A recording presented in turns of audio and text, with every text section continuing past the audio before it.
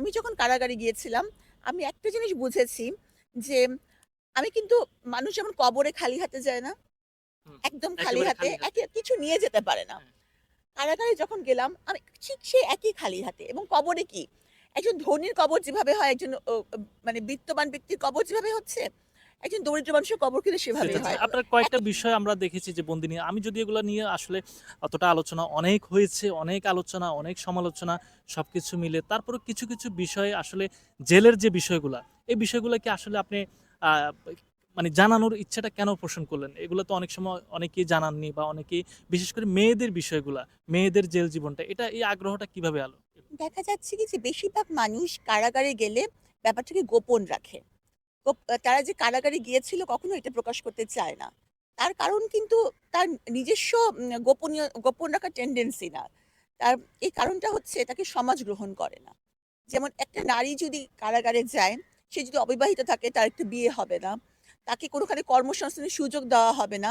এমনকি এমনও কেউ আছেন কারাগারে গিয়েছে বলে একটা ভালো কোনো প্রতিষ্ঠানে বা শিক্ষাগত একটা প্রতিষ্ঠানে ভর্তিও হতে পারছেন না। হুম? কারণ তার ক্লাসমেটরা তাকে ওভাবে নিবে না। নেবে যে না। সে জেলখানায় গিয়েছিল আল্লাহ ওরে বাবা! ওর সাথে মেশা যাবে না। এরকম একটা ফিলিংস। আর যারা ধরুন সংসার জীবন থেকে কারাগারে গিয়ে বের হয়েছে, তাদের তো কিছুদিন বেশি দিন জেলে থাকলেই স্বামীরা তাদেরকে পরিত্যাগ করে। আ ভাইয়ের সংসারে তাদের ঠাঁই হয় না। বাবা-মা হয়তো মারা গিয়েছেন কারণ দীর্ঘদিন জেলে ছিল। তো তাদের জন্য জীবনটা একটা খুবই দুর্বিষহ জীবন। এবং এটা আমি ৩ বছরে মর্মে, মর্মে উপলব্ধি করেছি। এবং আমার মনে হয় এই অবস্থাটার একটা পরিবর্তন হওয়া দরকার। আপনি বলতে চাচ্ছেন যে কারাগারে যাওয়ার পর বেসিক্যালি যেহেতু আপনার এটা বাহিরের খুব কাজগুলা কমে গিয়েছে, আপনি হ্যাঁ, ধর্মে কর্মে বা নামাজে হ্যাঁ। বা কোরআন তেলাওয়াত এগুলাতে একটু মনোযোগী মনোযোগ ছিলেন। এবং সেই সাথে মানুষ উপলব্ধি করে যে জীবনটা নশ্বর। হ্যাঁ? এবং জীবনে কিন্তু কিছুই সঞ্চয় থাকে না। কবরে যেভাবে মানুষ খালি হাতে যায়, কারাগারেও মানুষ কিন্তু ঠিক সেইভাবে খালি হাতে এবং একই কাতারে সবাই। বিত্তবান বা দরিদ্র সবাই একই কাতারে। তো ওই একটা ফিলিংস হয় যে আমি কবরে কিভাবে যাবো? কিভাবে থাকবো? আমার মনে হয় যে একটা অন্যরকম মানে মৃত্যু চিন্তাভাবনা চিন্তাটা আসে, মৃত্যু হ্যাঁ, চিন্তাটা আসে। যে অন্যরকম চিন্তাভাবনা মানুষের মনে আসে। বলছিলেন যে আপনার তুমুল ব্যস্ত সময় কাটছে। এই সময়গুলো আসলে কোথায়, কোথায় দিচ্ছেন? আপনি জিমের ভিডিও আমরা দেখলাম, জিম করতেছেন। এরপরে দেখলাম যে আপনি আ ডিউটি করতেছেন, এপ্রন পরা।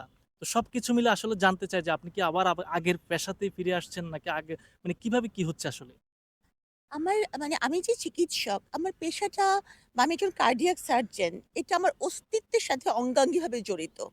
তো ওটা থেকে তো কখনোই আমি বেরিয়ে আসতে পারবো না আমার জীবনের মানে শেষ মুহূর্ত পর্যন্ত। তো চেম্বার তো করতেই হয়। তবে এখন আমি কিন্তু আমার মূল ফোকাস যেটা, কারণ আমি বলি যে আমার মূল পরিচয় এখন আমি মনে করি যে আমি একজন বন্দিনী। আমার মূল ফোকাস হচ্ছে বন্দীদেরকে নিয়ে কাজ করা। তাদের হচ্ছে একটা সোশ্যাল অ্যাকসেপ্টেন্স তৈরি করা। তাদের সামাজিক রিহ্যাবিলিটেশন, সেই সাথে তার কর্মসংস্থানের সুযোগ। তো এটা নিয়ে আমি কাজ করছি। সেই সাথে যেহেতু আগামী বইমেলায় আমার ইনশাআল্লাহ 'বন্দিনী' ২য় খণ্ড প্রকাশ পাবে। আর ছোট গল্পের একটা সংকলন প্রকাশ পাবে। তো সেটা নিয়েও আমি একটু ব্যস্ত আছি। এই যে 'বন্দিনী' ২য় খণ্ড প্রকাশ পাবে। এটা 'বন্দিনী' ফার্স্ট পার্ট আমরা দেখেছি যে জেল জীবনের গল্প, জেলে আপনি কিভাবে ছিলেন, কি করছেন এগুলা। তো ২য় খণ্ডে আসলে কি আসতে যাচ্ছে? কোন কথাগুলা? আসলে বন্দিনী ১ম খণ্ডে তো আমি ওই যে বিভিন্ন বন্দীদের, নারী বন্দীরা কিভাবে তারা একটা অপরাধের সাথে সম্পৃক্ত হলো, হ্যাঁ। সেইটা নিয়ে লিখেছি। তাদের প্রেক্ষাপট, বর্তমান অবস্থা। তো বন্দিনীর ২য় খণ্ডও তাই হবে। কিন্তু বন্দিনীর ২য় খণ্ডে একটু ইলাবোরেটলি লেখা হবে। কারণ আমি ১ম খণ্ডে কিন্তু সময় স্বল্পতার জন্য অত ইলাবোরেটলি লিখতে পারিনি। এটা আরো একটু বেশি আমার মনে হয় যে এই বন্দিনীর ২য় খণ্ড পাঠকদের কাছে আরো বেশি সমাদৃত হবে। মানে আরো একটু ইলাবোরেটলি লিখতে হ্যাঁ, মানে চাচ্ছেন। এখন কেউ লিখছে না। আমাকে তো এটা নিয়ে এগিয়ে আসতে হবে। কারণ হচ্ছে যে আমি দেখেছি যে এই যে মানুষগুলা জেলখানা তারা একটা কারাগারে একটা শাস্তি ভোগ করে। বের হয়ে আসার পরে শাস্তি ভোগ করে বের হওয়া আসার পরে সমাজ তাদেরকে নতুনভাবে শাস্তি দেয়। কিন্তু এটা তো তাদের পাওনা না। তাদের পাওনা একটা নতুনভাবে জীবন শুরু করার সুযোগ। এই সুযোগটা তাদেরকে দেওয়া সামাজিক দায়বদ্ধতা সবার। তো আমি মনে করি যে আমার লেখালেখির কারণে যদি তাদের প্রতি একটু মানুষ সফট হয়, মানুষ যদি বোঝে যে এই মানুষগুলো একটা দুর্বিষহ জীবন কাটিয়েছে, অপরাধ করে, অপরাধ না করে কারাগারে কাটিয়ে এসেছে। এখন তো তাদের আর শাস্তি দেওয়া উচিত না। তো আমার এইটা। পাশে যে মানুষটি দাঁড়িয়ে আছে দেখতেই পাচ্ছেন যে তুমুল পরিবর্তন। যখন তিনি একটা সময় দুর্বিষহ জীবন তার ভিতর দিয়ে গেছে আমরা দেখেছি বিভিন্ন মিডিয়াতে নেগেটিভ পজিটিভ অনেক কিছু। আপু, এই যে জেলে ছিলেন, আমি যতটুকু শুনছি যে জেলে গেলে নাকি মানুষ ভালো হয়ে যায়। ঠিক আছে? বা আপনি কি আসলে আগে খারাপ ছিলেন বা পরে ভালো হয়েছেন এরকম কিছু? আসলে আমি যেটা দাবি করি, এখন আমি দাবি করি না করলেই যে মানুষ গ্রহণ করবে তা না। তবে আমি আমার জীবনের শেষ নিঃশ্বাস পর্যন্ত দাবি করব যে আমি সম্পূর্ণ নির্দোষ ছিলাম। মানে আপনি হ্যাঁ? নির্দোষ ছিলেন এটা হ্যাঁ। দাবি করতেছেন। তো এবং আমি শুধু একমাত্র না, পুরা বিশ্বের ইতিহাস যদি আপনি ঘাটেন, দেখবেন যে পুরা বিশ্বেই যুগ, যুগ ধরে এমন অনেক মানুষ আছেন যারা নিরপরাধ অবস্থাতেও জেলে গিয়েছেন। আমি একমাত্র ব্যক্তি না, আমি একমাত্র সাবরিনা না।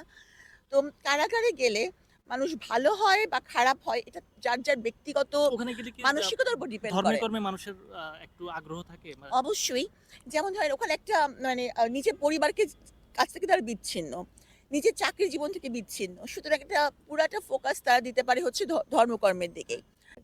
মানে ভালো অনেকে দেখা হ্যাঁ, যায় দেখবেন যে তীর্থস্থানে গিয়েও মানে যে আমি বলছি যে তীর্থস্থানে গিয়েও কিন্তু অনেকের কোনো পরিবর্তন হয় না। পরিবর্তন হয় না। আবার অনেকে তীর্থস্থানে গিয়ে ব্যাপক পরিবর্তন হয়। তো এটা ডিপেন্ড করে যার, যার মেন্টালিটির উপর। না আমরাও আপনার ভিতর অনেক পরিবর্তন দেখতে পাচ্ছি।